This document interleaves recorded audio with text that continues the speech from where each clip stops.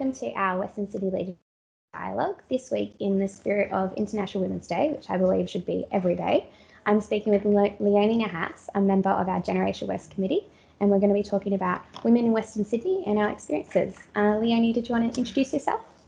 Yeah, so it's a privilege to be part of the dialogue. And yeah, a bit about myself. I'm currently working as a school counsellor with the Department of Education here. And I'm about to commence my provisional registration, which is really exciting to become a psychologist. But that's really based in schools all across Western Sydney. Worked in Blacktown, and now I'm based in Mount Druitt. So I'm definitely getting a good scope of what it's like working in, particularly in the education sphere. My background in terms of academia, I fortunately have 3 degrees under my belt, and it's to do with education psychology. And during uni, I was afforded the opportunity to apply for a scholarship called the New Colombo Plan by the Australian government, and that really gave me the opportunity to immerse myself in the region, gain that real practical experience on the ground and connect. So it's, those people-to-people connections. During that, I dedicated all my internship placements towards the 2030 Agenda, Sustainable Development Goals, and the last of which I was placed in Bangkok and working as a UN advocate. And that's when I really got to really learn about the SDG goals, and particularly number 5, which is gender equality.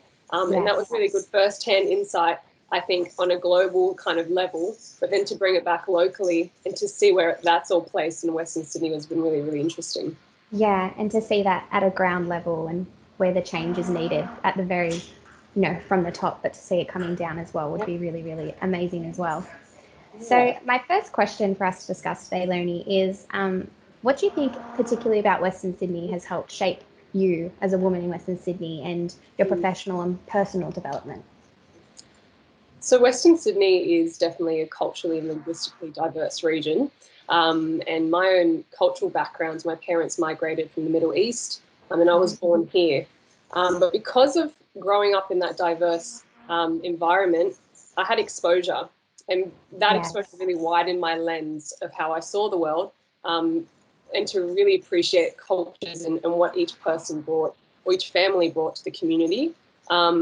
And because of that, I was able to encounter, engage, and evolve in my understanding, cultural competence, but also be aware of social issues that are entrenched in particular cultures, including, in the Australian culture as well. So that really brought about the value of what it means to be like a tolerant and harmonious society, because we had, I remember at school, I looked to my left and right, and everyone was definitely from a different ethnicity, and it was really rich and really interesting. But it also raised my awareness of what it means to be a local and democratic citizen because of that, because that tolerance is really important. But yeah, informed by my own cultural background, which is very collectivist, it's really given me that growing desire to serve the community. Collectivist meaning really interconnected, looking out for each other. And that's really informed my, I guess, career pathway as well. So very rich here. It's definitely been really rich. Yeah. Definitely. And I think also it's the same for me. I went to a public school where everyone was so different and from so many different backgrounds in Western Sydney. And then I went to Western Sydney University, and you saw so many people from diverse backgrounds. It's I feel like as a woman in Western Sydney as well, it can be very frustrating because you see at the ground level that everyone around us is so different. But when you look up on people at board levels and people making decisions that are impacting us as women, they're not what we are experiencing at all. They're often, male and white and older and not really understanding the intricacies that we experience within Western Sydney as well. So I guess that kind of leads to my next question, which is, what are your greatest concerns, or what do you think areas in Western Sydney really need improvement for, especially for girls growing up in the region as well? Yeah, Katie, you really touched on a really key point about that. But I think on a whole, promoting and embedding a very gender-aware and gender-responsive culture, where gender equality, which is equal access and opportunity, is a core value, and it's embedded. And it's something that, young people are born into, the culture. I think it's a very cultural, it requires a cultural shift. And I think that starts with awareness building before action. before we start seeing change. So beyond International Women's Day being a day, you said to start with, how can we bring that conversation and dialogue in our day-to-day interactions? And I think it starts with women really standing firm and speaking out and wanting to be heard. But even starting in schools, I wonder whether it can, as young people, they start school, they're looking to their environment. If that's entrenched in their culture, then they need someone to really explain existing social issues that come with that. And I think globally we can start there, and it trickles down locally. But yeah, bringing it into schools, having those conversations, actually having men speak about it as well. Because that's really important, hearing how men perceive that, because oftentimes, more than not, they have really positive things to say about the movement of equality. I think that's really important. And I think also, like, touching on what you've said about like connectivity and like more of a collective, the collective environment of support that you have in Western Sydney, I think it's really important as well with feminism and empowering other women, is that we're making sure that we're looking through the lens not just of a female leader who may be able-bodied, a white female, or someone that is in a position of power, but we're looking at through the lens of disabled women, women of colour, women of different backgrounds and ethnicity, and making sure we're listening to their needs, because it's so true, like you said, Western Sydney is such a connected community full of so many different cultural hubs and things like that. We need to make sure that that's also being represented, and that we're bringing women up with us, not so more so, just achieving things within our career, but starting at that lower level. So I think it's what you've said altogether is so important. I think what my last question is what do you think is an area that you would love to see in Western Sydney in particular? Is there anything that you see is needed of change, or is there anything that you think could be implemented directly, or anything like that for women and girls in Western Sydney? One thing that comes to my mind is I would love to see a lot more safer collective spaces for women. And I think with sustainability coming about, as you said, that you worked on in the UN and looking at all those goals for equality, it would be really great to see some safer, more inclusive spaces for women and girls in Western Sydney. And I know the Greater Sydney Commission are working on that, but even things like more lighting and more open collective spaces, I think would be really awesome to see. Do you have any thoughts on that?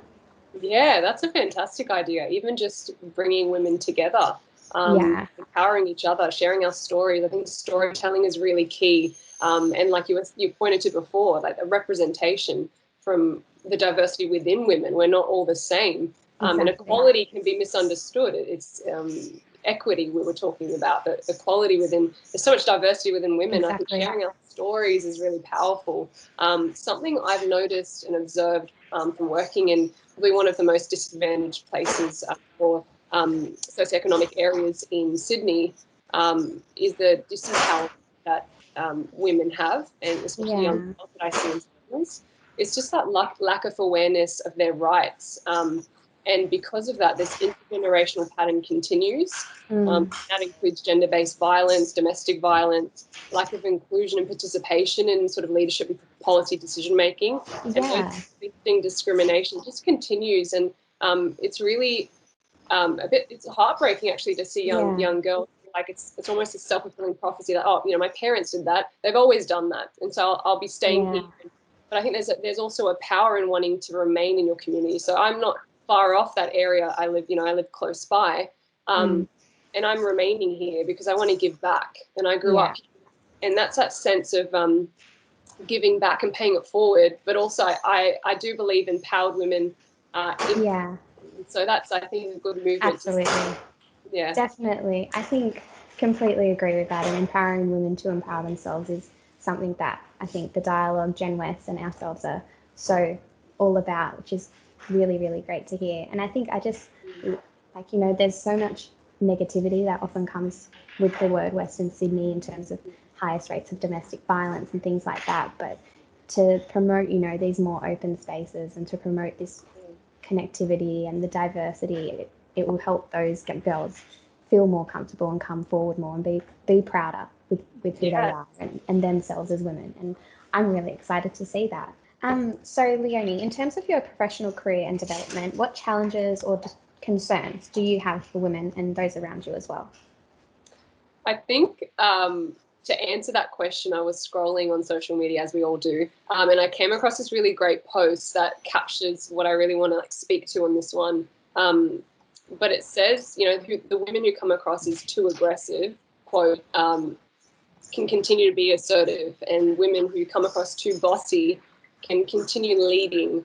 Too direct, they can continue asking questions. Too difficult, they can continue telling the truth. And if they're too much, they can keep taking up space. So I feel women are so deserving. Yes. It's very easy for us to compare and sort of criticize ourselves and each other. But I think it all starts with really knowing that we are so deserving to be in the place that we are and to keep striving. Absolutely, and absolutely own that space. And I'm so excited to see, our generation, our cohort, and Gen West just absolutely own it. Thank you so much for joining me today, Leonie.